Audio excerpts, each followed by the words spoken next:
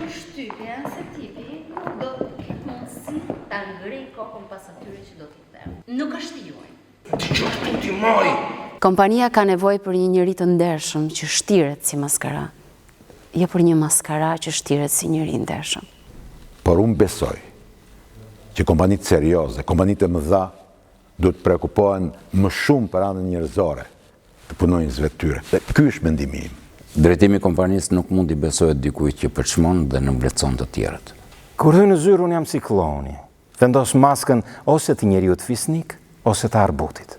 Nga sa kuptova, ai që do të na gjykoj ndodhet midis jush. E janë të zbuloni kandidatin e rrem.